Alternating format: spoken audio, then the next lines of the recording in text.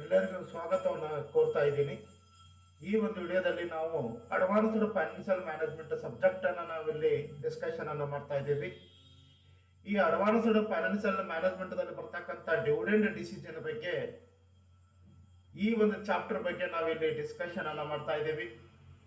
ಆ dividend decision chapter ದಲ್ಲಿ ಬರ್ತಕ್ಕಂಥ ಅಪ್ರೋಚ್, ಆ ಅಪ್ರೋಚ್ ದಲ್ಲಿ ಯಾವ ರೀತಿಯಾಗಿ ನಾವು ಪ್ರಾಬ್ಲಮ್ ಅನ್ನ ಸಾಲ್ವ್ ಮಾಡಬೇಕು ಅಂತಕ್ಕಂಥದ್ದನ್ನ ಈ ಒಂದು ವಿಡಿಯೋದಲ್ಲಿ ನಾವು ಒಂದು ಪ್ರಾಬ್ಲಮ್ ಅನ್ನ ತೆಗೆದುಕೊಂಡು, ಅಂದ್ರೆ ಕ್ವಶನ್ ಪೇಪರ್ 2024 ಆ ಕ್ವಶನ್ ಪೇಪರ್ ಅನ್ನ ತೆಗೆದುಕೊಂಡು ನಾವು ಇಲ್ಲಿ ಪ್ರಾಬ್ಲಮ್ ಅನ್ನ ನಾವು ಸಾಲ್ವ್ ಮಾಡ್ತಾ ಇದ್ದೀವಿ.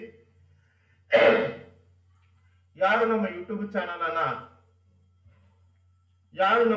ಚಾನಲ್ ಅನ್ನ ಸಬ್ಸ್ಕ್ರೈಬ್ ಮಾಡಿಲ್ಲ, ದಯವಿಟ್ಟು ಸಬ್ಸ್ಕ್ರೈಬ್ ಬಟನ್ ಅನ್ನ ಪ್ರೆಸ್ ಮಾಡಿ, ಅದೇ ರೀತಿಯಾಗಿ ಬೆಲ್ ಐಕಾನ್ ಕೂಡ ಪ್ರೆಸ್ ಮಾಡಬೇಕಂತ ಹೇಳಿ ಕೇಳ್ಕೊತಾ ಇದ್ದೀನಿ. ಇಲ್ಲಿ ಕೇಸ್ ಸ್ಟಡಿಗೆ ಕೊಟ್ಟಿರ್ತಕ್ಕಂಥ ಪ್ರಾಬ್ಲಮ್ ಇದೆ. ಆ ಕ್ವಶನ್ ಪೇಪರ್ ಫೋಟೋನ ನಾನು ಇಲ್ಲಿ ತೆಗೆದುಕೊಂಡು ನಾನು ಹಾಕಿದ್ದೀನಿ. ಇದೇ ಕ್ವಶನ್ ಪೇಪರ್ ಅನ್ನ ನಾ ಟೈಪ್ ಮಾಡಿ ಇಲ್ಲಿ ನಾನು ನಿಮಗೆ ತೋರಿಸ್ತಾ ಇದ್ದೀನಿ, ಅಂದ್ರೆ ಕ್ಲಿಯರ್ ಆಗಿ ಕಾಣಲಿ ಅಂತೇಳಿ ಇಲ್ಲಿ ನಾನು ತೋರಿಸ್ತಾ ಇದ್ದೀನಿ. ಇಲ್ಲಿ ಏನ್ ಕೊಟ್ಟಿದ್ದಾನೆ ನೋಡ್ರಿ, company belongs to risk class for the appropriate capitalisation is 10% ಅಂತ ಹೇಳಿದಾನೆ. ಇಲ್ಲಿ ಕ್ಯಾಪಿಟಲೈಸೇಷನ್ ರೇಟ್ ಕೊಟ್ಟಾನಂದ್ರೆ ಅದು ಇಕ್ವಿಟಿ ಕ್ಯಾಪಿಟಲೈಸೇಷನ್ ರೇಟ್ ಅಂತೇಳಿ ನಾವು ತಿಳ್ಕೋಬೇಕು. ನೋಡ್ರಿ, ಇಲ್ಲಿ ಕ್ಯಾಪಿಟಲೈಸೇಷನ್ ರೇಟ್ ಪರ್ಸೆಂಟೇಜ್ 10% ಅನ್ನ ಕೊಟ್ಟಾನ. ಆ 10% ಅಂದ್ರ ಆ ಕ್ಯಾಪಿಟಲೈಸೇಷನ್ ರೇಟ್ ಅನ್ನ ನಾವ್ ಏನಂತ ತಿಳ್ಕೊಬೇಕ್ರೆ ಅದನ್ನ ಇಕ್ವಿಟಿ ಕ್ಯಾಪಿಟಲೈಸೇಷನ್ ರೇಟ್ ಅಂತ ತಿಳ್ಕೋಬೇಕು. ಈಗಾಗಲೇ ಕಂಪನಿಯಲ್ಲಿ ಇರ್ತಕ್ಕಂಥ ಶೇರ್ಸ್ಗಳು ಎಷ್ಟದಾವ ಅಂದ್ರೆ 25,000 ಶೇರ್ಸ್ ಔಟ್ಸ್ಟ್ಯಾಂಡಿಂಗ್. ಆಮೇಲೆ ಈಗಾಗ ಅಂದ್ರೆ ಈ ಸದ್ಯಕ್ಕಿರ್ತಕ್ಕಂಥ ಮಾರ್ಕೆಟ್ ಪ್ರೈಸ್ ಅಂದ್ರೆ ಆ ಶೇರ್ ವ್ಯಾಲ್ಯೂ ಎಷ್ಟದಂದ್ರ 100 rupees ಅದ. The firm's expected earnings available to equity share holders ಎಷ್ಟದಂದ್ರೆ 60,000 rupees ಅದ. ಅಂದ್ರೆ ಅರ್ನಿಂಗ್ ಆಫ್ಟರ್ ಟ್ಯಾಕ್ಸ್, ಅಂದ್ರೆ earning before interest and tax ಅಥವಾ ಆಪರೇಟಿಂಗ್ ಇನ್ಕಮ್ ಅದು ಎಷ್ಟದಂದ್ರೆ 60,000 rupees ಅದ. It has an investment proposal costing of ₹80,000. ಅಂದ್ರೆ ಬೇರೆ ಕಡೆ ಇನ್ವೆಸ್ಟ್ಮೆಂಟ್ ಮಾಡಬೇಕು ಅಂತಕ್ಕಂಥ ಕಂಪನಿ ಪ್ಲಾನ್ ಮಾಡ್ತಾ ಇದೆ. ಆ ಪ್ಲಾನ್ ಪ್ರಕಾರ investment ಮಾಡಬೇಕಾದಂತ amount ಎಷ್ಟದಂದ್ರೆ 80,000 rupees. The firm is contemplating the declaration of rupees dividend at the end of the current financial year. ಈ ಸದ್ಯಕ್ಕೆ ಕರೆಂಟ್ ಫೈನಾನ್ಷಿಯಲ್ ಇಯರ್ ಎಂಡಿಗೆ ಎಷ್ಟು ಡಿವಿಡೆಂಡ್ ಅನ್ನ ಕೊಡಬೇಕು ಅಂತಕ್ಕಂಥದ್ದನ್ನ ಡಿಸೈಡ್ ಮಾಡಿದ್ದಾರೆ. ಅಂದ್ರೆ 14 rupees ಅನ್ನ ಡಿವಿಡೆಂಡ್ ಅನ್ನ ಕೊಡಬೇಕಂತ ಡಿಸೈಡ್ ಮಾಡಿ. ಅಸ್ಯೂಮಿಂಗ್ ಅಸಂಪ್ಷನ್ ಪ್ರಕಾರ ನೋಡ್ರಿ, you are required to compute the value of the firm. ನೋಡ್ರಿ, when dividends are declared, when dividends are not declared. Approach ಪ್ರಕಾರ ವ್ಯಾಲ್ಯೂ ಆಫ್ ಫರ್ಮ್ ಅನ್ನ ನೀವು ಫೈಂಡ್ ಔಟ್ ಮಾಡ್ರಿ.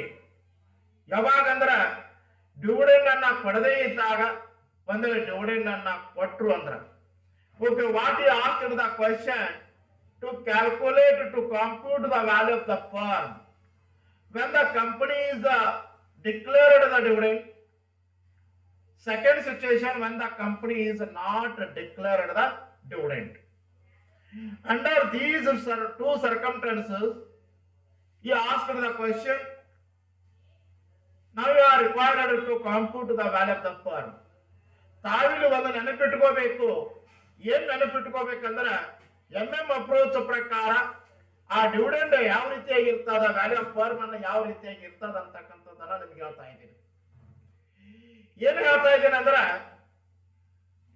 ಅಪ್ರೋಚ್ ಪ್ರಕಾರ ಕಂಪನಿ ಡಿವಿಡೆಂಡ್ ಕೊಟ್ಟರು ಅಷ್ಟ, ಕೊಡದೇ ಇದ್ರು ಅಷ್ಟ, ವ್ಯಾಲ್ಯೂ ಆಫ್ ಫರ್ಮ್ ಏನಾಗಿರ್ತೈತ್ರಿ, ಕಾನ್ಸ್ಟಂಟ್ ಆಗಿರ್ತದ.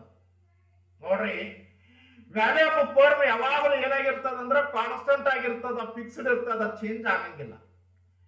ಡಿವಿಡೆಂಡ್ ಕೊಟ್ಟರು ಅಷ್ಟ, ಡಿವಿಡೆಂಡ್ ಕೊಡದೇ ಇದ್ರು ಅಷ್ಟ, ವ್ಯಾಲ್ಯೂ ಆಫ್ ಫರ್ಮ್ ಏನಾಗಿರ್ತೈತ್ರಿ, ಕಾನ್ಸ್ಟಂಟ್ ಆಗಿರ್ತದ, ಫಿಕ್ಸ್ಡ್ ಇರ್ತದ, ಚೇಂಜ್ ಆಗಂಗಿಲ್ಲ.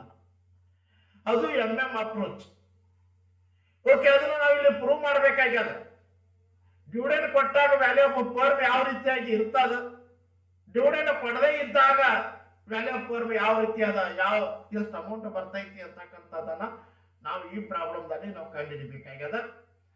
ಈ ಪ್ರಾಬ್ಲಮ್ದಲ್ಲಿ ಇಕ್ವಿಟಿ ಕ್ಯಾಪಿಟಲೈಸೇಷನ್ ರೇಟ್ ಕೊಟ್ಟಾನ, ನಂಬರ್ ಆಫ್ ಈ ಸದ್ಯಕ್ಕೆ ಇರ್ತಕ್ಕಂಥ ನಂಬರ್ ಆಫ್ ಇಕ್ವಿಟಿ ಶೇರ್ಸ್ಗಳು ಎಷ್ಟದಾವ, ಆಮೇಲೆ expectation earning before interest and tax ಎಷ್ಟದ, ಅಥವಾ earnings available equity share holders ಎಷ್ಟು ಕೊಟ್ಟಾನ ಅದನ್ನು ಕೊಟ್ಟಿದ್ದಾನ 60,000 rupees ಅನ್ನ. ಕಂಪನಿ ಬೇರೆ ಕಡೆ ಇನ್ವೆಸ್ಟ್ಮೆಂಟ್ ಮಾಡ್ಬೇಕಂತ ಹೇಳಿ ಮಾಡಿದ, ಅಲ್ಲಿ ಇನ್ವೆಸ್ಟ್ಮೆಂಟ್ ಮಾಡ್ಬೇಕಾದಂತ ಅಮೌಂಟ್ ಎಷ್ಟದಂದ್ರೆ 80,000 rupees ಅದ. ಆಮೇಲೆ ಪ್ರತಿ ಶೇರ್ಗೆ ಡಿವಿಡೆಂಡ್ ಅನ್ನ ಕೊಡಬೇಕಂತ ಹೇಳಿ ಡಿಸೈಡ್ ಮಾಡದ ಕಂಪನಿ 14 rupees ಅನ್ನ. ಓಕೆ, ಈ ಸರ್ಕಮ್ಸ್ಟಾನ್ಸಸ್ ಗಳನ್ನ ಕೊಟ್ಟು ಈ ಇನ್ಫಾರ್ಮೇಶನ್ ಅನ್ನ ಕೊಟ್ಟು ನಮಗೇನ್ ಕೇಳ್ತಾ ಇದಾರೆ ಅಂದ್ರೆ ವ್ಯಾಲ್ಯೂ ಆಫ್ ಫರ್ಮ್ ಅನ್ನ ಫೈಂಡ್ ಔಟ್ ಮಾಡಿರುತ್ತೆ ಕೇಳ್ತಾ ಇದ್ದಾರೆ. ಈಗ ನೋಡಿ, ಈಗ ನಾವು ಪ್ರಾಬ್ಲಮ್ ಅನ್ನ ಸಾಲ್ವ್ ಮಾಡೋಣ. ಎಂಎಂ ಅಪ್ರೋಚ್ ಅಲ್ಲಿ ಅಪ್ರೋಚದಲ್ಲಿ payment or non payment of dividend does not affect the value of the firm. ನೋಡ್ರಿ, ನೀವು ಡಿವಿಡೆಂಡ್ ಕೊಡ್ರಿ ಅಥವಾ ಕೊಡದೇ ಇರ್ರಿ, okay, you are giving the dividend or you are not giving the dividend, it does not affect the value of the firm. There is no change in the value of the firm. ನೋಡ್ರಿ, MM approach ಏನ್ ಹೇಳ್ತಾ ಇದಾನಂದ್ರ ನೀವು dividend ಕೊಟ್ಟರು ಅಷ್ಟ ಕೊಡದೇ ಇದ್ರು ಅಷ್ಟ value of firm ಮೇಲೆ ಯಾವುದೇ ರೀತಿಯಾಗಿ ಇಫೆಕ್ಟ್ ಆಗುದಿಲ್ಲ. ವ್ಯಾಲ್ಯೂ ಆಫ್ ಫರ್ಮ್ ಮೇಲೆ ಯಾವುದೇ ರೀತಿಯಾಗಿ ಇರ್ತಕ್ಕಂಥ ಪ್ರಾಬ್ಲಮ್ ಆಗಂಗಿಲ್ಲ, ಸೇಮ್ ಇರ್ತದ. There is no change in the value of the firm whether the dividend is paid or not paid. ನೀವು ಡಿವಿಡೆಂಡ್ ಕೊಟ್ಟರು ಅಷ್ಟ ಕೊಡದೇ ಇದ್ರು ಅಷ್ಟ ವ್ಯಾಲ್ಯೂ ಆಫ್ ಫರ್ಮ್ ಒಳಗೆ ಯಾವುದೇ ರೀತಿಯಾಗಿ ಚೇಂಜ್ ಆಗಂಗಿಲ್ಲ ಅಂತಕ್ಕಂಥದ್ದನ್ನ ಯಾವ್ದ್ರದು ಎಂಎಂ ಅಪ್ರೋಚ್. ಈಗ ನಾವೇನ್ ಮಾಡೋಣ ಅಂದ್ರ ಈ ಪ್ರಾಬ್ಲಮ್ ಅನ್ನ ಬಿಡಿಸಬೇಕಾದ್ರೆ ಕೆಲವೊಂದು ಸ್ಟೆಪ್ಗಳು ಬರ್ತಾವ. ದಯವಿಟ್ಟು ಇದನ್ನ ಸ್ವಲ್ಪ ಬರ್ಕೋಬೇಕಿದೆ. ಯಾವುದೇ ರೀತಿಯಾಗಿ ಇರ್ತಕ್ಕಂಥ ಪ್ರಾಬ್ಲಮ್ ಅನ್ನ ಕೊಟ್ಟಾಗ ಎಂಎಂ ಅಪ್ರೋಚ್ ಪ್ರಕಾರ ಡಿವಿಡೆಂಡ್ ಪ್ರಕಾರ ಪ್ರಾಬ್ಲಮ್ ಅನ್ನ ನಾವು ಸಾಲ್ವ್ ಮಾಡಬೇಕಾಗಿತ್ತಂದ್ರೆ ಈ 3 ಸ್ಟೆಪ್ಗಳನ್ನ ನಾವು ಫಾಲೋ ಮಾಡಲೇಬೇಕು.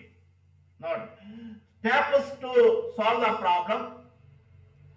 ವ್ಯಾನ್ ಡಿವಿಡೆಂಡ್ ಇಸ್ ಪೇಡ್, ಯಾವಾಗ ಡಿವಿಡೆಂಡ್ ಅನ್ನ ಕೊಡ್ತಾರ ಅವಾಗ ನಾವೇನ್ ಮಾಡ್ಬೇಕಂದ್ರೆ ಸ್ಟೆಪ್ 1 ಪ್ರಕಾರ calculate market price of share ಅನ್ನ ಫೈಂಡ್ ಔಟ್ ಮಾಡಬೇಕು. Step 2 calculate number of new shares ಅನ್ನ ಫೈಂಡ್ ಔಟ್ ಮಾಡಬೇಕು.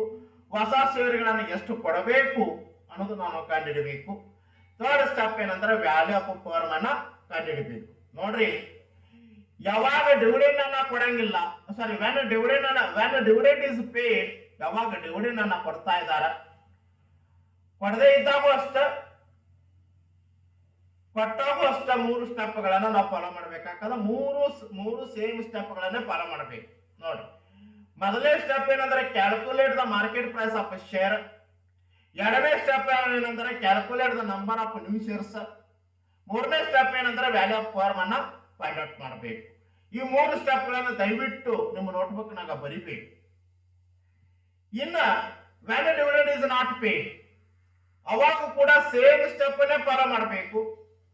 Calculate the market price of share, first step. Second step calculate number of new shares, ಹೊಸ ಶೇರ್ಗಳನ್ನು ಎಷ್ಟು ಕೊಡಬೇಕು.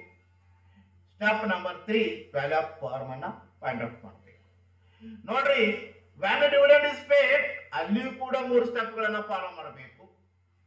ಅಲ್ಲಿ ಏನು 3 ಸ್ಟೆಪ್ಗಳನ್ನ ಫಾಲೋ ಮಾಡ್ತಾ ಇದ್ದೀರಿ ಅದೇ ಸ್ಟೆಪ್ಗಳನ್ನ when dividends are not paid ಅದೇ ಸ್ಟೆಪ್ಗಳನ್ನ ನೀವು ಫಾಲೋ ಮಾಡಬೇಕು.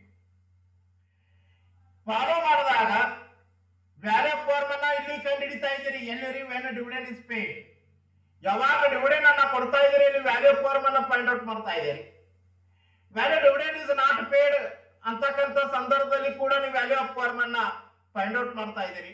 ಆ ಎರಡೂ ಸಿಚುವೇಶನ್ ದಲ್ಲಿ ಏನಾಗಿರ್ಬೇಕಂದ್ರೆ ವ್ಯಾಲ್ಯೂ ಆಫ್ ಫರ್ಮ್ ಸೇಮ್ ಆಗಿರಬೇಕು. That is MM approach.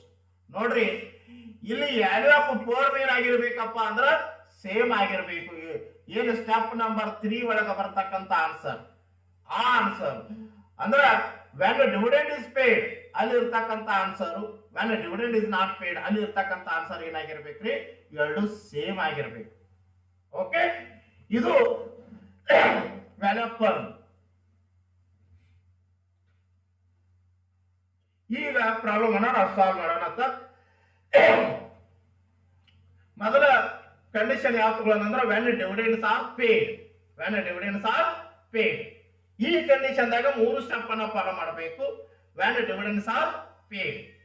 First step ಏನಂದ್ರೆ calculation of market price of share. Calculation of market price of share. Okay, ನೋಡ್ರಿ ಇಲ್ಲಿ ಮಾರ್ಕೆಟ್ ಪ್ರೈಸ್ ಆಫ್ ಶೇರ್ ಅನ್ನ P1 ಅಂತ ಬರೀತಾ ಇದೀವಿ. ಅಂದ್ರೆ P1 ಅಂದ್ರೆ market price of share is equal to P0 into bracket 1 plus K close the bracket minus D. ನೋಡ್ರಿ, market price of share is equal to P1 is equal to P0 close the open bracket 1 plus close the bracket K close the bracket minus D. P1 ಅಂದ್ರೆ market price of share. P0 ಅಂದ್ರೆ price at the beginning of the year or beginning period. ಎಷ್ಟದ್ರಿ 100 rupees ಅದ ಕೊಟ್ಟೆ ಬಿಟ್ಟ ನೋಡಿ. The present market price is ₹100 ಅಂತ ಕೊಟ್ಟೆ ಬಿಟ್ಟಾನ. ಅತ್ತ ಕೆಲವೊಂದ್ಸಲ ಹೆಂಗ್ ಕೊಡ್ತಾನಂದ್ರ ವ್ಯಾಲ್ಯೂ ಆಫ್ ಶೇರ್ ಈಸ್ ₹100 ಅಂತ ಕೊಟ್ಟಿರ್ತಾನ. ಅದನ್ನು ತಗೋರಿ. ಓಕೆ, ಎಷ್ಟದ್ರಿ 100 rupees. Dividend per share problem ದಲ್ಲಿ ಕೊಟ್ಟಿರ್ತಾನ. ಒಂದು ಶೇರಿಗೆ ಡಿವಿಡೆಂಡ್ ಅನ್ನು ಎಷ್ಟು ಪೇಮೆಂಟ್ ಮಾಡಿದಾರ ಅಂತಕ್ಕಂಥದ್ದನ್ನ ಕೊಟ್ಟಿರ್ತಾನ. ₹410. ₹410 dividend per share. Cost of equity capitalisation rate ಅಂದ್ರು ಒಂದ ಅಥವಾ ಕ್ಯಾಪಿಟಲೈಸೇಷನ್ ರೇಟ್ ಅಂದ್ರು ಒಂದ. ತಾವು ದಯವಿಟ್ಟು ನೆನಪಿಟ್ಕೋರಿ. ಕ್ಯಾಪಿಟಲೈಸೇಷನ್ ರೇಟ್ ಅಂದ್ರು ಒಂದ ಅಥವಾ ಕಾಸ್ಟ್ ಆಫ್ ಇಕ್ವಿಟಿ ಅಂದ್ರು ಒಂದ, ಇಕ್ವಿಟಿ ಕ್ಯಾಪಿಟಲೈಸೇಷನ್ ರೇಟ್ ಅಂದ್ರು ಒಂದ. ಓಕೆ, ಎಷ್ಟು ಕೊಟ್ಟಾನ್ರಲ್ಲಿ 10% ಅನ್ನ ಕೊಟ್ಟಾನ. 10 ಡಿವೈಡೆಡ್ ಬೈ 100 ಅನ್ನ ಮಾಡ್ರಿ. 10 ಡಿವೈಡೆಡ್ ಬೈ 100 ಅನ್ನ ಮಾಡ್ರಿ. ಎಷ್ಟು ಬರ್ತೈತ್ರಿ? 0.1 ಬರ್ತದೆ. 0.1 ಬರ್ತದೆ. ಓಕೆ, ಈಗ ಪ್ರಾಬ್ಲಮ್ ಅನ್ನ ಸಾಲ್ವ್ ಮಾಡೋಣ. P1 is equal to okay market price of share ಎಷ್ಟದ? 100 ಅದ.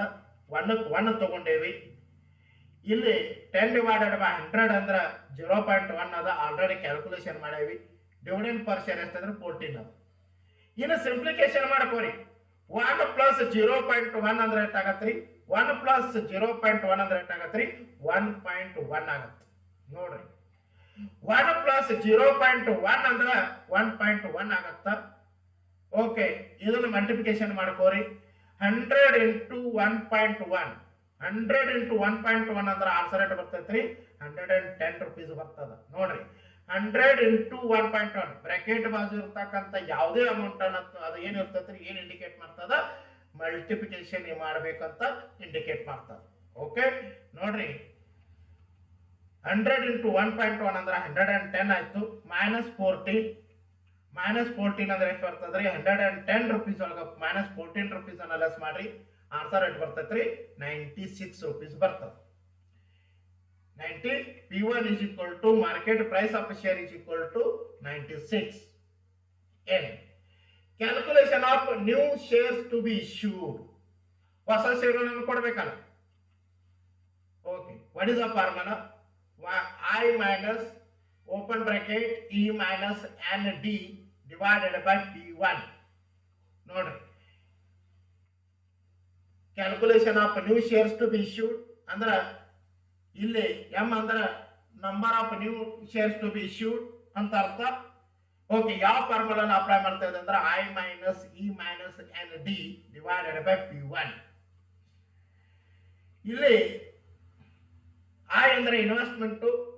ಪ್ರಪೋಸಲ್ ಇನ್ವೆಸ್ಟ್ಮೆಂಟ್ ಎಷ್ಟಾದ್ರೆ 80,000 rupees ಅದ. ಪ್ರಪೋಸಲ್ ಇನ್ವೆಸ್ಟ್ಮೆಂಟ್ ಎಷ್ಟಾದ್ರಿ? 80,000 rupees ಅದ. E ಅಂದ್ರೆ ಎಕ್ಸ್ಪೆಕ್ಟೆಡ್ ಇನ್ಕಮ್. E ಅಂದ್ರೆ ಎಕ್ಸ್ಪೆಕ್ಟೆಡ್ ಇನ್ಕಮ್ 60,000 rupees ಅದ. ಎಕ್ಸ್ಪೆಕ್ಟೆಡ್ ಇನ್ಕಮ್ ಎಷ್ಟಾದ್ರೆ 60,000 ಅದ. N ಅಂದ್ರೆ ಈ ಸದ್ಯಕ್ಕೆ ಇರ್ತಕ್ಕಂಥ ಶೇರ್ಗಳು ಎಷ್ಟು ಅದಾವ್ರಿ? 25,000 ಶೇರ್ಸ್ ಅದಾವ. 25,000 ಶೇರ್ಸ್ ಅದಾವ. N ಅಂದ್ರೆ number of present shares. D ಅಂದ್ರೆ ಡಿವಿಡೆಂಡ್ ಪರ್ ಶೇರ್ ₹14. ಆಮೇಲೆ N ಅಂದ್ರೆ P1 ಅಂದ್ರೆ market price of share ₹96. Okay, ಏನೇನು ಹೇಳ್ತಾ ಇದ್ದೀನಿ ನೋಡ್ರಿ. ಇನ್ವೆಸ್ಟ್ಮೆಂಟ್ ಪ್ರಪೋಸಲ್ ಇನ್ವೆಸ್ಟ್ಮೆಂಟ್ 80,000 rupees ಅದ. ಎಕ್ಸ್ಪೆಕ್ಟೆಡ್ ಇನ್ಕಮ್ 60,000 rupees ಅದ. ಆಮೇಲೆ ನಂಬರ್ ಆಫ್ ಶೇರ್ಸ್ ಎಷ್ಟು ಅದಾವ, ಸದ್ಯಕ್ಕೆ ಇರ್ತಕ್ಕಂಥ ಶೇರ್ಸ್ ಎಷ್ಟು ಅದಾವ್ರಿ 25,000 ಅದಾವ. ಆಮೇಲೆ ಒಂದು ಶೇರಿಗೆ ಡಿವಿಡೆಂಡ್ ಅನ್ನ ಎಷ್ಟು ಕೊಡ್ತಾ ಇದಾರೆ ಅಂದ್ರೆ 14 rupees ಅನ್ನ ಕೊಡ್ತಾ ಇದ್ದಾರೆ 14. ಮಾರ್ಕೆಟ್ ಪ್ರೈಸ್ ಆಫ್ ಶೇರ್ ಅನ್ನ ನೀವು ಈಗ ಜಸ್ಟ್ ಫೈಂಡ್ ಔಟ್ ಮಾಡಿದಿರಿ 96 rupees. ಓಕೆ, ಈಗ ಪ್ರಾಬ್ಲಮ್ ಅನ್ನ ಸಿಂಪಲ್ ಮಾಡ್ಕೋತ ಹೋಗೋಣ. m is equal to ನೋಡ್ರಿ 25,000 shares into 14.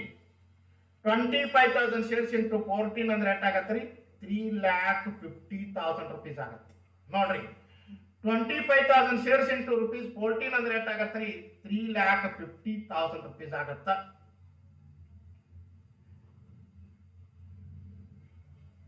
$25,000 shares into 14 ಅಂದ್ರೆ ಎಷ್ಟಾಗತ್ತೆ 3,50,000 ಆಗುತ್ತೆ. ಉಳಿಕೆದೆಲ್ಲ ಆಸ್ ಇಟ್ ಇಸ್ ಅನ್ನ ಬರ್ದೇವಿ ನಾವು. 80,000 rupees 80,000 rupees ಅನ್ನ ತಗೊಂಡೇವಿ. 60,000 minus 3,50,000 ಅದ. ನೋಡ್ರಿ 60,000 minus 3,50,000 ಅದ. ಒಳ್ಳೆ ಮೈನಸ್ ನಾಗ ಆನ್ಸರ್ ಬರ್ತದೆ, ಯಾಕಂದ್ರೆ ಮೈನಸ್ ಹೆಚ್ಚಿಗೆ ಅದ. ಮೈನಸ್ 3,50,000 ಅದ. 60,000 rupees ಕಡಿಮೆ ಅದ ಅಂದ್ರೆ ಪ್ಲಸ್ ನಾಗ, ಅಂದ್ರೆ ಮೈನಸ್ ನಾಗ ಆನ್ಸರ್ ಏಟ್ ಬರ್ತೈತ್ರಿ 60,000 minus 3,50,000 ಅಂದ್ರೆ ಆನ್ಸರ್ ಏಟ್ ಬರ್ತೈತ್ರಿ minus 2,90,000 rupees ಬರ್ತದೆ. ಅದು 105 ಅಲ್ಲ 96 rupees ಅನ್ನ ತಗೋರಿ. ಓಕೆ, 60,000 minus 3,50,000 ಅಂದ್ರೆ 96 rupees ಬರ್ತದೆ. ಇದು 105 ಅಲ್ಲ,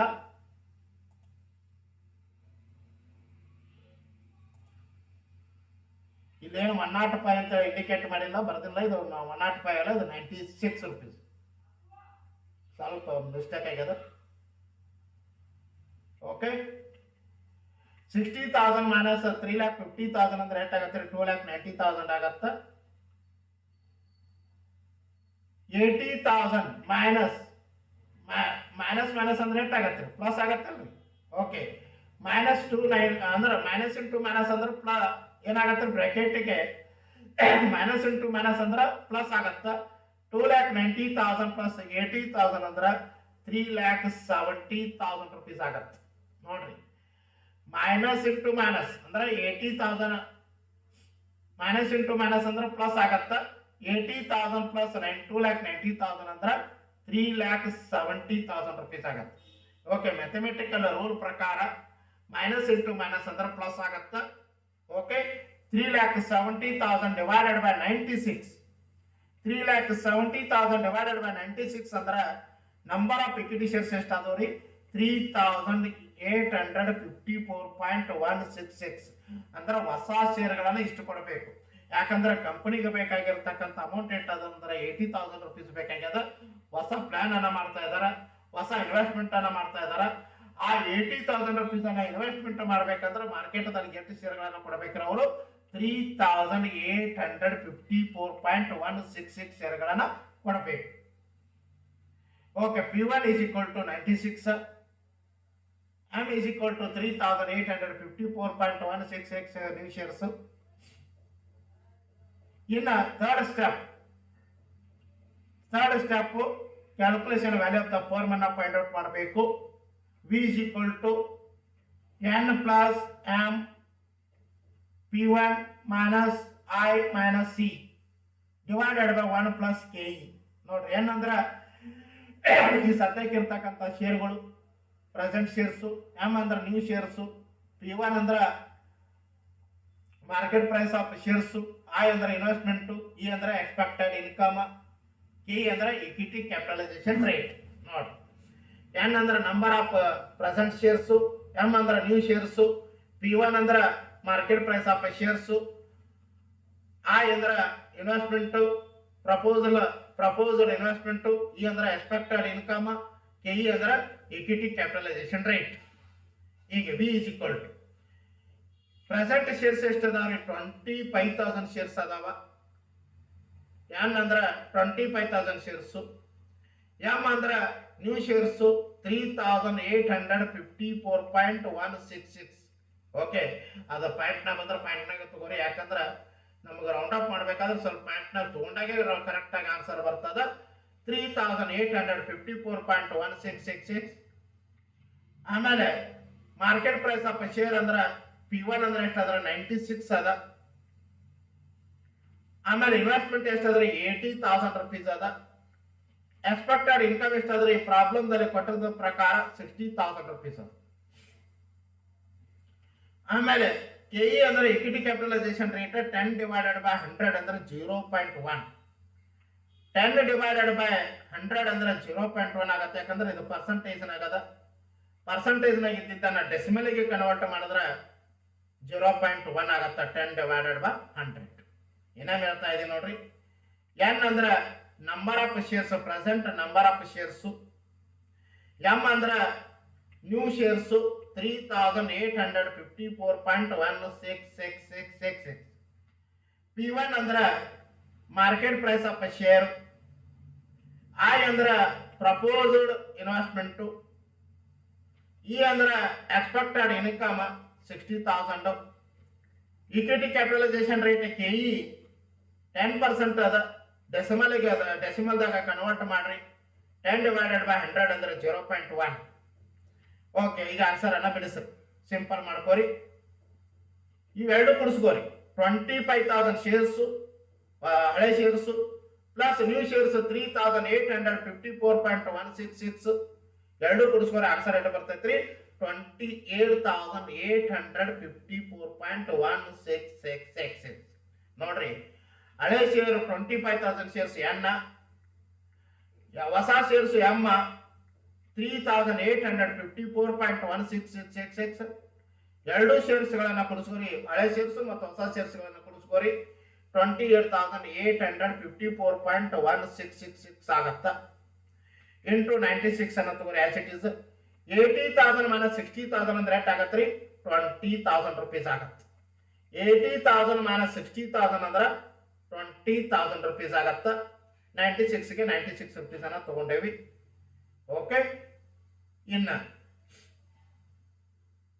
ನೋಡ್ರಿ 28,854.166 ಇಂಟು 96 ಅಂದ್ರೆ P1 ಇಂಟು 96.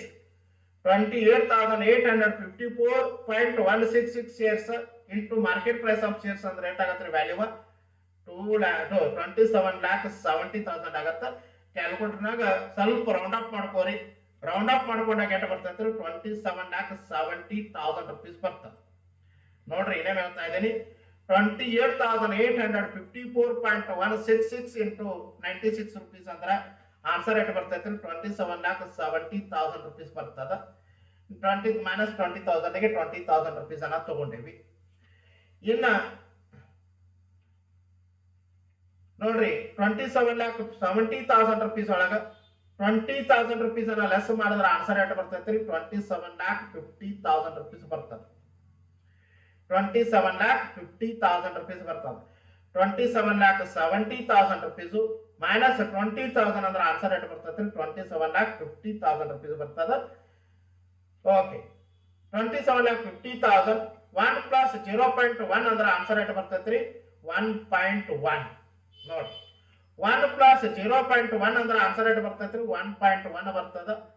ಅಂದ್ರ 27,50,000 ಡಿವೈಡೆಡ್ ಬೈ 1.1. 27,50,000 ಡಿವೈಡೆಡ್ ಬೈ 1.1 ಅಂದ್ರ ಆನ್ಸರ್ ಎಷ್ಟು ಬರ್ತೈತ್ರಿ? V is equal to value of per month 25 lakh rupees. ನೋಡ್ರಿ, when dividends are paid ಅಂದ್ರೆ ಡಿವಿಡೆಂಡ್ ಅನ್ನ ಕೊಟ್ಟಾಗ ವ್ಯಾಲ್ಯೂ ಆಫ್ ಪರ್ ಆನ್ಸರ್ ಎಷ್ಟು ಬರ್ತಂದ್ರ 25 lakh rupees ಬಂತು. ಎಷ್ಟು ಬರ್ತದ ಆನ್ಸರ್? 25 lakh rupees ಬಂತು. ಇನ್ನು ನಾವೇನ್ ಮಾಡೋಣ ಅಂದ್ರೆ when dividends are not paid, ಒಂದ್ ವೇಳೆ ಡಿವಿಡೆಂಡ್ ಅನ್ನ ಕೊಡದೇ ಇದ್ದಾಗ ಅವಾಗ ವ್ಯಾಲ್ಯೂ ಆಫ್ ಪರ್ ಅನ್ನ ಎಷ್ಟು ಬರ್ತೈತಿ ಅಂತಕ್ಕಂಥದ್ದನ್ನ ನಾವು ನೋಡ್ಬೇಕು. ಕ್ಯಾಲ್ಕುಲೇಷನ್ ಅನ್ನ ಮಾಡ್ಬೇಕೀಗ. ಇಲ್ಲಿ ನೀವು ಏನು ಸ್ಟೆಪ್ಗಳನ್ನ ಫಾಲೋ ಮಾಡಿದ್ರಿ ಅದೇ ಸ್ಟೆಪ್ಗಳನ್ನ, ಅದೇ ಫಾರ್ಮುಲಾಗಳನ್ನ ಅಪ್ಲೈ ಮಾಡಬೇಕು. ಸೇಮ್ ಫಾರ್ಮುಲಾ, ಏನು ಚೇಂಜಸ್ ಇಲ್ಲ. when dividends are paid or when dividends are not paid, same step, same ಫಾರ್ಮುಲಾಗಳನ್ನ ಅಪ್ಲೈ ಮಾಡಬೇಕು. ಈಗ when dividend are not paid. ಈಗ ನಾವೇನ್ ಮಾಡ್ತಾ ಇದ್ದೀರಿ, ಯಾವಾಗ ಡಿವಿಡೆಂಡ್ ಅನ್ನ ಕೊಡಂಗಿಲ್ಲ, when the company is not paying the dividend, okay, on that condition, okay, how to calculate the value of share, okay, now you see that, okay, when dividends are not paid, okay, ಅವಾಗ ಅಲ್ಲಿ ಕೂಡ 3 ಸ್ಟೆಪ್ಗಳನ್ನು ನಾವು follow ಮಾಡಬೇಕು. Calculation of market price of share, note same formula P1 is equal to P0 open bracket 1 plus K close the bracket minus D. P1 ಅಂದ್ರೆ market price of share ಅನ್ನ ನಾವು find out ಮಾಡಬೇಕು. P0 ಅಂದ್ರೆ price at beginning of the year. ಈ ಸದ್ಯಕ್ಕೆ ಇರ್ತಕ್ಕಂಥ ಶೇರ್ value ಎಷ್ಟಾದ್ರೆ 100 rupees ಅದ. Present value of share ₹100, present market price of share is ₹100. Dividend per share ಇಲ್ಲಿ ಸ್ವಲ್ಪ ಲಕ್ಷ ಕೊಡ್ರಿ, ಯಾಕಂದ್ರೆ ನಾವು ಬಿಡಿಸ್ತಕ್ಕಂಥದ್ದು ಏನಪ್ಪಾ ಅಂದ್ರೆ ಕಂಡೀಷನ್ ಇಲ್ಲಿ when dividends are not paid ಅಂತ ಬಿಡಿಸಾಕತ್ತೇವಿ. ನೆನಪಿಟ್ಕೋರಿ, ಇಲ್ಲಿ when dividends are not paid ಬಿಡಿಸಾಕತ್ತೇವಿ.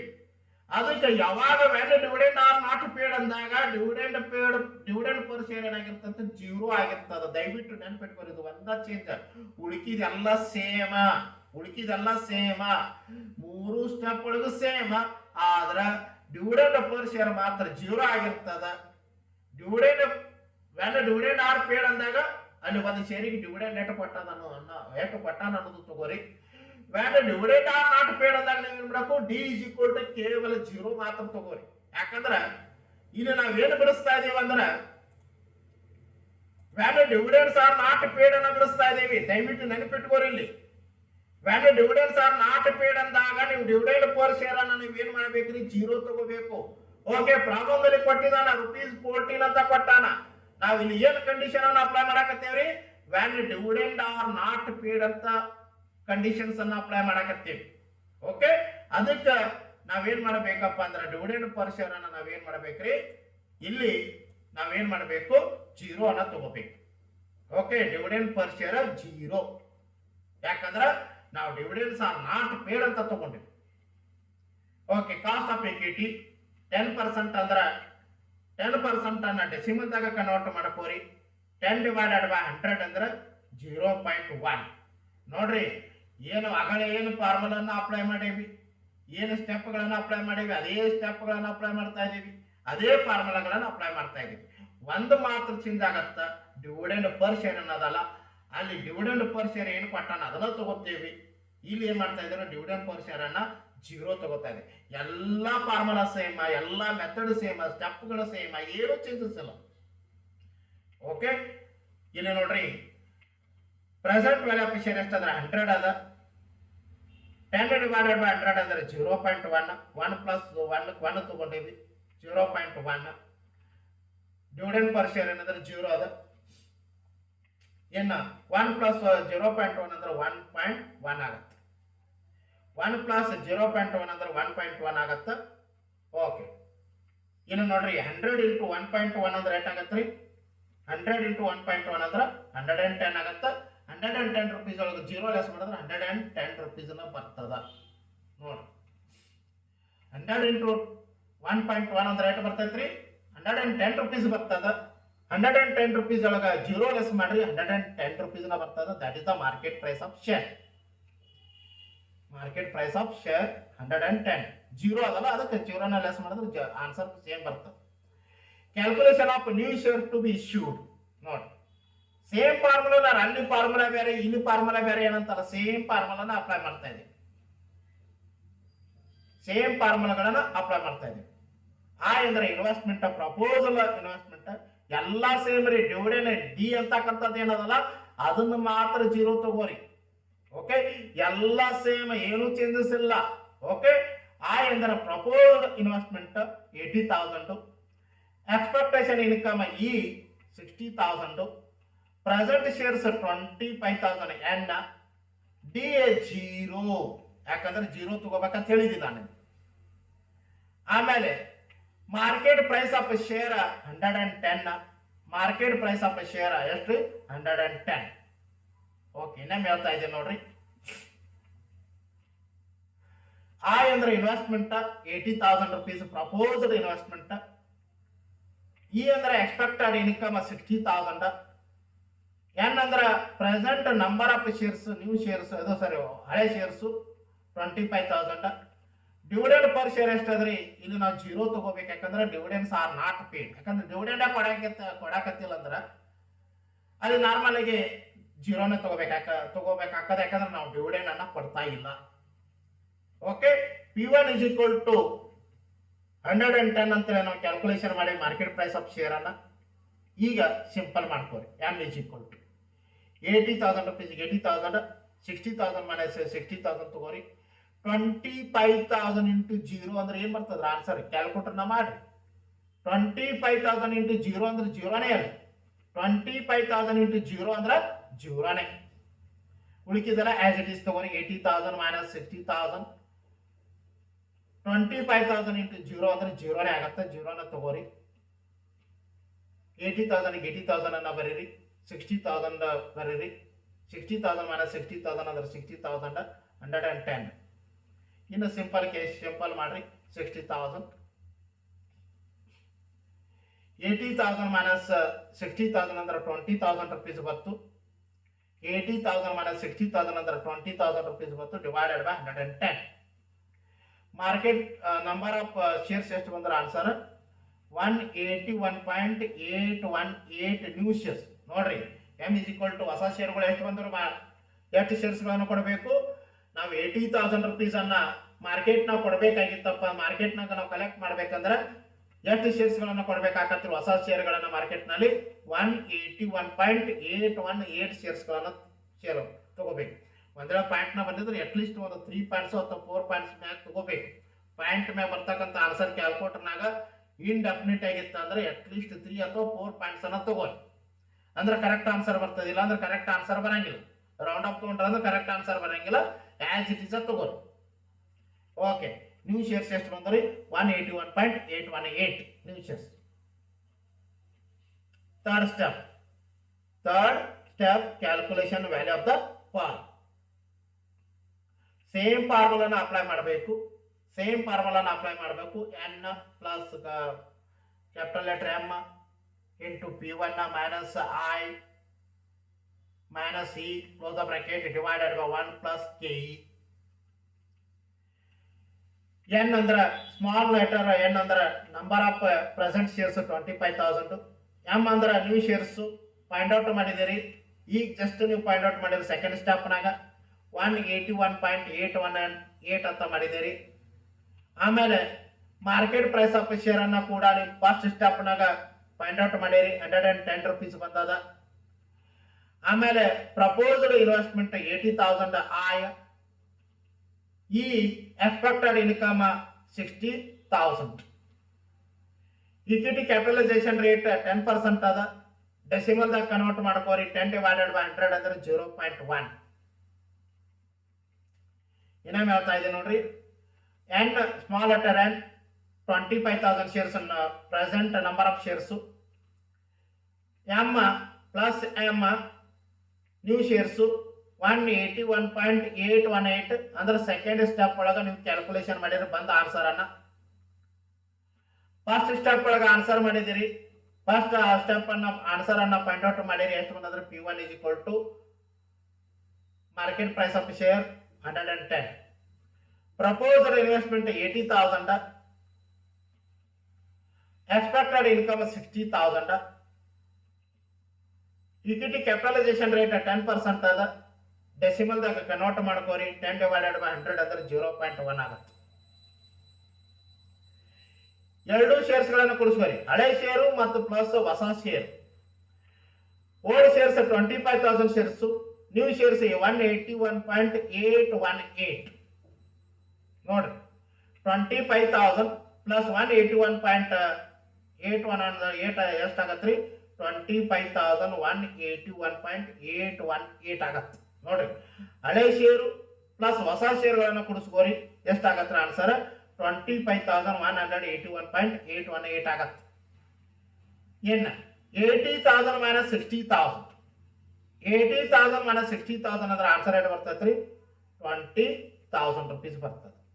80,000 minus 60,000 ಅಂದ್ರೆ 20,000 rupees ಬರ್ತದ ಆನ್ಸರ್. 110 ಗೆ 110 ಅನ್ನ ಬರೀರಿ.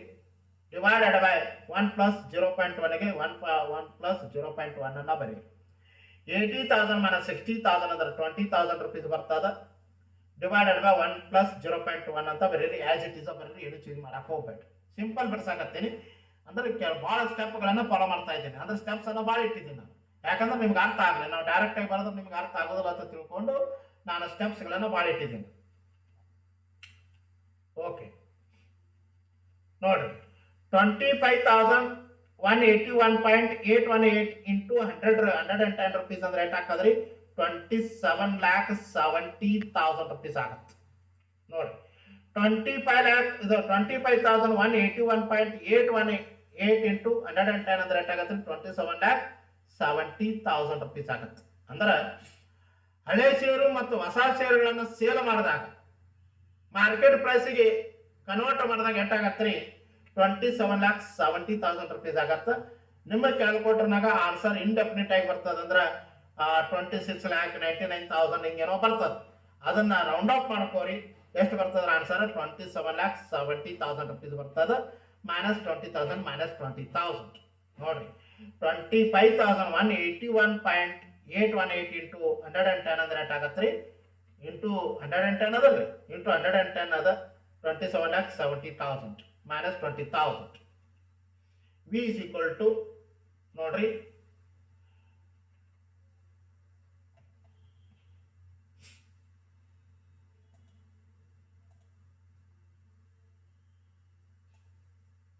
ಇಲ್ಲಿ ನೋಡ್ರಿ, 27,70,000 ಮೈನಸ್ 20,000.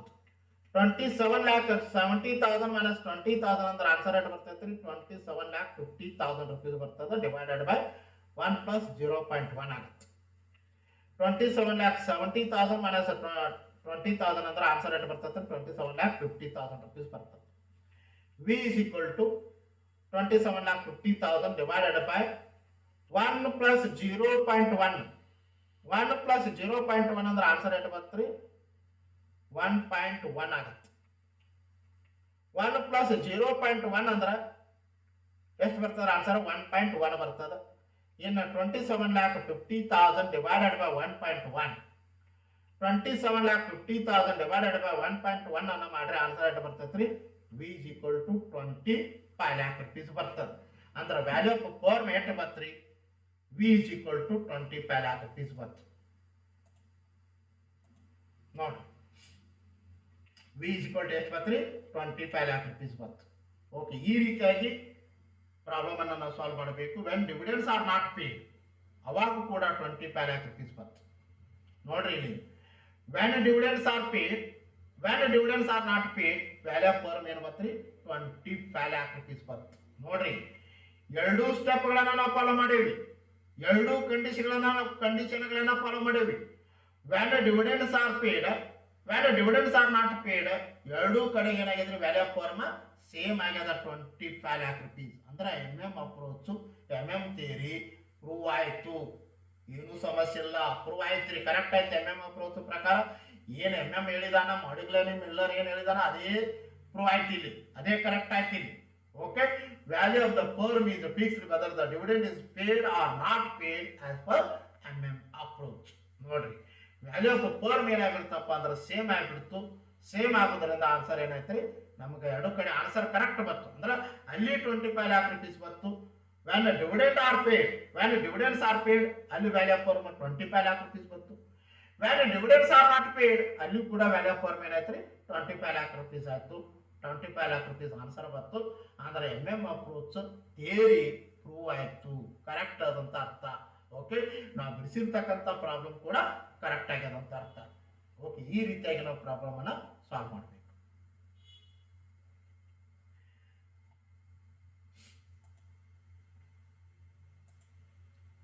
ದಯವಿಟ್ಟು ಈ ವಿಡಿಯೋನ ಲೈಕ್ ಮಾಡಿ, ಶೇರ್ ಮಾಡಿ, ನಿಮ್ಮ ಎಲ್ಲ ಫ್ರೆಂಡ್ ಸರ್ಕಲ್ಗೆ ಶೇರ್ ಮಾಡಿ. ನಿಮ್ಮ ಜೂನಿಯರ್ಸ್ ಇರ್ಬೋದು, ಸೀನಿಯರ್ಸ್ ಇರ್ಬೋದು, MCOM ಓದ್ತಿರ್ಬೋದು, BBA ಓದ್ತಿರ್ಬೋದು, ಅಥವಾ BCom ಸ್ಟಡಿ ಮಾಡ್ತಿರ್ಬೋದು.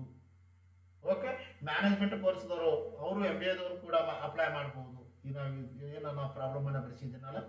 ಆಮೇಲೆ ನಿಮ್ಮದು ಏನಾದರೂ ಡೌಟ್ಸ್ಗಳಿದ್ದರೆ ಅಥವಾ ಏನಾದರೂ ನಿಮ್ಮ ಪ್ರಾಬ್ಲಮ್ಗಳಿದ್ದರೆ ಅಥವಾ ನಿಮ್ಮ ಅಭಿಪ್ರಾಯಗಳನ್ನು ದಯವಿಟ್ಟು ಕಮೆಂಟ್ ಬಾಕ್ಸ್ನಲ್ಲಿ ಬರಿಬೇಕಂತೇಳಿ ಕೇಳ್ಕೊತಾ ಇದ್ದೀನಿ.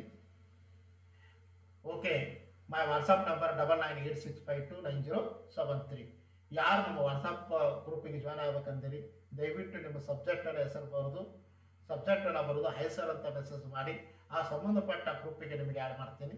ಇಲ್ಲ ಅಂದರೆ ನಿಮಗೆ ಪರ್ಟಿಕ್ಯುಲರ್ ಸಬ್ಜೆಕ್ಟ್ ಬಗ್ಗೆ ವಿಡಿಯೋಗಳ ಬೇಕಾಗಿದ್ದರೆ ಈ ನಂಬರಿಗೆ ಮೆಸೇಜ್ ಮಾಡಿ ಸಬ್ಜೆಕ್ಟನ್ನು ಬರೆದು ಕಳಿಸಿ ಆ ಸಬ್ಜೆಕ್ಟಿಗೆ ಸಂಬಂಧಪಟ್ಟಿರ್ತಕ್ಕಂಥ ವಿಡಿಯೋಗಳನ್ನು ನಿಮಗೆ ಕೊಟ್ಟು ಕಳಿಸ್ತಾ ಇದ್ದೀನಿ. Okay, thank you for watching the class.